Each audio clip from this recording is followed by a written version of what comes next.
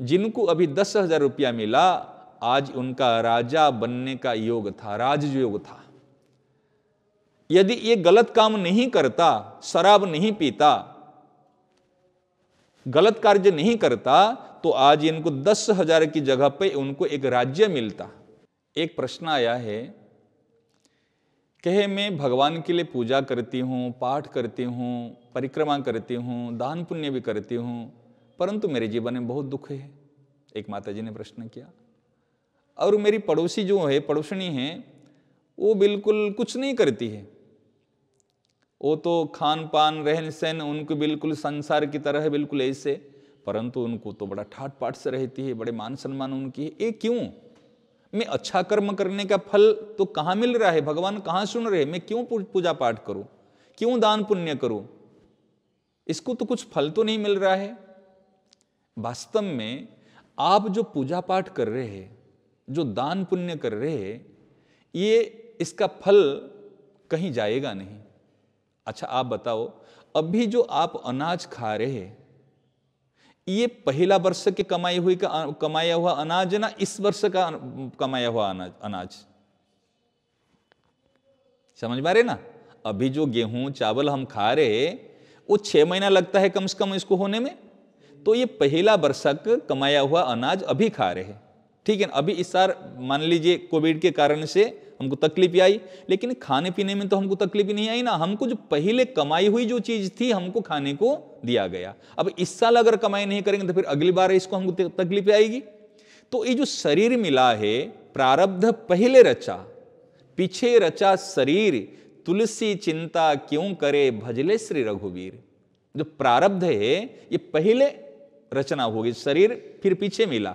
तो प्रारब्ध के अनुसार जो शरीर मिला, हमने जो पहले कर्म किया था, अच्छा कर्म का फल है सुख और बुरा कर्म का फल है दुख। अभी जो हमको दुख मिल रहा है, ये पहला जन्म का हमारे गलत या बुरा कर्म का फल अभी हमको मिल रहा है। और अभी जो अच्छा कर्म कर रहे हैं, ये हमको आगे मिलेगा, ठीक है ना? वो जो व्यक्ति को अभी, वो तो अभी बुरा कर्म कर रहा है, लेकिन उनको जो अच्छा फल मिल रहा है, वो वर्तमान किया हुआ बुरा कर्म का फल नहीं है, ये पूर्व में किया हुआ अच्छा कर्म का फल अभी उनको मिल रहा है। समझ पाई ना बात? पूर्व में किया हुआ अच्छा कर्म का फल अभी उनको मिल रहा है, और अभी हमको पहले का किया हुआ गलत कर्म, बुरा कर्म का फल अभी मिल रहा है। परंतु हम जो पूजा पाठ भजन ध्यान करते हैं, इसका फल आगे मिलेगा, और वो जो गलत काम करता है उसका फल भी आगे मिलेगा। इसकी एक सुंदर माने दृष्टांत से हम समझ पाएंगे। श्री श्री रामकृष्ण परमहंस देव, सब जानते हैं उनका नाम, ठाकुर ठाकुर कहते, रामकृष्ण परमहंस ठाकुर।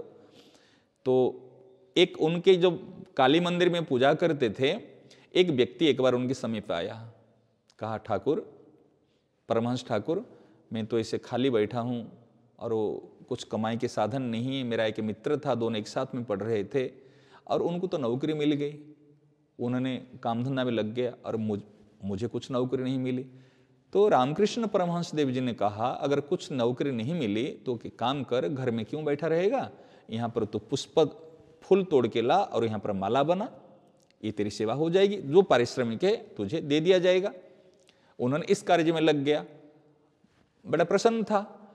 काफी दिनों से घर नहीं गया था, उन्होंने सोचा चलो एक बार मैं घर जाऊं, जाके मिल के आऊं परिवार से। तो उन्होंने घर जाने का सोच रहे था, उस दिन बैठे कि उन्होंने फूल ऐसे माला बना रहे था। पूरी माला बनने में कुछ बाकी है, कुछ फूल ऐसे गूंथ के माने कुछ बाकी है। उस समय में जो लंबी सुई है, जिसे माली लोग लेते हैं ना, लंबी सुई अपना उसमें पिरोते हैं इसमें सारे, वो लंबी सुई में ऐसे कोई माने अन्यमनस्क होकर थोड़ा सा बना रहे था, बनाते बनाते ऐसे वो सुई उसके हाथ में अंगुली में चुभ गई, और चुभ गई तो इस पार से उस पार ऐसे निकल गई, और खूब खून उसमें निकला। हाथ में बहुत पीड़ा हुई, दर्द हुई, फिर बना नहीं पाएगा। तो फिर रामकृष्ण परमहंस देव जी ने कहा, अगर इस तकलीफ हुई, इसमें पट्टी बांध ले, इलाज कर ले, थोड़ी दिन रेस्ट कर ले, तो घर जाने की बात थी तो जा, घर जाके आ जा। उन्होंने हाथ में पट्टी बांध करे उन्होंने घर चला गया। जब घर गया, उनकी जो बचपन का दोस्त था, जो नौकरी किया था, और वो गाँव आया हुआ है, उनसे उनको मुलाकात हुई, दोनों प्रेम से मिले। उन्होंने कहा, अरे ये क्या है तेरे हाथ में, इसे क्या हो गया?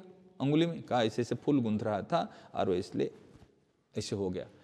मैं तेरे को पहले कहता हूं ये ढोंगिरी मत कर। अरे कहाँ बाबा जी के पास चला गया, कहाँ पूजा पाठ भजन साधन करता, देख तेरे को कैसे क्या हुई। ये कोई तरीका है? अरे कुछ नहीं होता है, पाठ पूजा भजन साधन करने से कुछ नहीं होता, उल्टे दुख मिलता है, इसलिए मैं कुछ नहीं करता हूं। मैं सुबह खाया पिया ठाड़ से देखा। अरे स्वर्ग नरक कौन देखा है? कौन के लोग कहते नरक में जाएगा पाप लगे, कौन देखा है? सारे फालतू बातें, ये सब कुछ नहीं है, ये सब लोगों को बेहम में डालने के लिए कर रहे। वो दोस्त ने उनको कहा देख तू अगर पूजा कर रहा था, मां के लिए तू बना रहता, तो पे मेरा प्रश्न है, तेरे हाथ में सुई क्यों चुभी? बता, दुख तू पाया क्या? आज की बात बताऊं तेरे को क्या? आज मैं आ रहा था गांव और थोड़ा सा पी के आ रहा था, घर में छुट्टी मिली थी, तो जब आते समय देख, विश्वास नहीं होता, तो आते समय ये नोट मुझे मिले, रास्ते में गिरा हुआ था, 10,000 रुपया मुझे मिले। मुंह ते शराब पी के आ रहा था, मुझे 10,000 रुपया मिले। तू तो नॉन वेज खाता है उस समय में, तो कहते तू नॉन वेज, तो इसमें तू तो शाकाहारी है, कहते कुछ भी नहीं खाता, उसमें प्याज लहसुन तक नहीं खाता। अब तुझे ये दशा क्यों हुई? ये दोनों के अंदर में बातचीत हो गई। होने के बाद में इनको इनकी बात नहीं जच रही, इनको ये बात नहीं जच रही, कहीं किससे समाधान करे? उन्होंने कहा चलो रामकृष्ण परमहंस देव उनके पास चलते हैं। उनके पास गए, दोनों मित्र आए, दोनों ने आके प्रणाम किया। आते ही के ठाकुर हम आए एक प्रश्न को लेकर, मैं फूल गूंथ रहे तो मेरे को सुई क्यों चुभी, दुख क्यों मिला? वो शराब पी के आ रहा था, गलत काम कर रहा था, उनको 10,000 रुपये क्यों मिले? ये आपका प्रश्न का उत्तर क्यों मिले, इसका समाधान बताओ। रामकृष्ण परमहंस देव जी ने थोड़े से ध्यानस्थ हो गए, थोड़े से मुस्कुराए, कहे अरे बेटा क्या बताऊं, जिनको अभी 10,000 रुपया मिला, आज उनका राजा बनने का योग था, राजयोग था। यदि ये गलत काम नहीं करता, शराब नहीं पीता, गलत कार्य नहीं करता, तो आज इनको 10,000 की जगह पे उनको एक राज्य मिलता, राजयोग था, कुछ बहुत बड़ी उपलब्धि थी। परंतु इस गलत कार्य के कारण से उनको थोड़े से देकर ठग दिया गया। अगर आप किसके लिए उम्मीद रखो भाई ये देश को चला सकता है, कि ये अपने इस ऑफिस को चला सकता है, परंतु जब उनके आचरण गलत देखोगे, क्या उनको दायित्व दोगे? कोई शराबी को, कोई दुराचारी को कभी कोई दायित्व देने के लिए कोई इच्छुक रहेगा? नहीं देगा ना, तो चला गया उनका। अब तेरे जो बता रहा हूं, तू आज प्रश्न कर रहा है मेरे हाथ में सुई क्यों चुभी, आज तेरे कर्म के अनुसार, तेरे भाग्य के अनुसार आज सर्पदंशन का योग था। तुझे सांप डस लेता तो मर जाता, परंतु तू आज अच्छा कर्म कर रहा था, मां के लिए, प्रभु के लिए तू आज माला बना रहा था, उनके कार्य कर रहा था, तो मां खुश होकर, प्रसन्न होकर तेरे को इस संकट को, जो पत्थर पड़ने का था, आज पत्ते में इसको टाल दिया। आज जिनको राजयोग था उनको 10,000 रुपया में कर दिया। अभी समझ में आया ना? ये बात जब दोनों ने उत्तर सुना, वास्तव में अच्छा कर्म का फल तो अच्छा ही रहेगा, कभी अच्छा कर्म का फल कभी बुरा होगा नहीं, कभी दुख मिलेगा नहीं, ये अवश्यंभावी है। लेकिन हमारे मन में गलत धारणा बैठी जाती है, भाई हमने अच्छे काम कर रहे हैं तो फिर हमको दुख क्यों आ रहे हैं? अरे भैया जब खीर खाए होंगे, खीर पिए होंगे, तो कभी उल्टी करेंगे तो कभी कढ़ी की उल्टी निकलेगी क्या? निकलेगी। तो अच्छा कर्म का फल अच्छा है। अभी अगर ये भी बुरा मिला है तो पहला कर्म का फल मिला है। जैसे कोई अगर धान बोया है तो क्या उसमें गेहूं काटेगा, बाजरी काटेगा? जो बोया वही तो काटेगा। तो जो अभी हमको दुख मिला है वो किसका दिया हुआ दुख नहीं है, मेरा कर्म का फल है मान लो। यदि आप भौतिकवादी है, इसको कर्म का फल मान लो।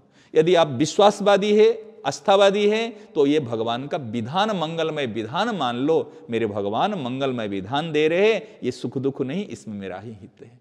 ये ही मूल में इसका उत्तर है, सही उत्तर है। परंतु हमको उत्तर पता नहीं चलता, सही बात पता नहीं चलती, इसलिए हम दुख भोगते। सुखस्य दुखस्य न कोपि दाता परो ददाति इति कुबुधि रेसा। सुख दुख के देने वाले कोई है ही नहीं, ये हमारा कर्म, ये हमको ही देता है। भाग्य जो कहते ना, भाग्य कैसे बनता है? भाग्य विधाता ब्रह्मा नहीं है, भाग्य विधाता हम स्वयं हैं। जैसे कर्म करेंगे ऐसा भाग्य बनेगा। इसलिए अपना कर्म को सुधार करना, दूसरे के हित के लिए कर्म करना, यही उचित है। ये इसका सही उत्तर है। नारायण नारायण।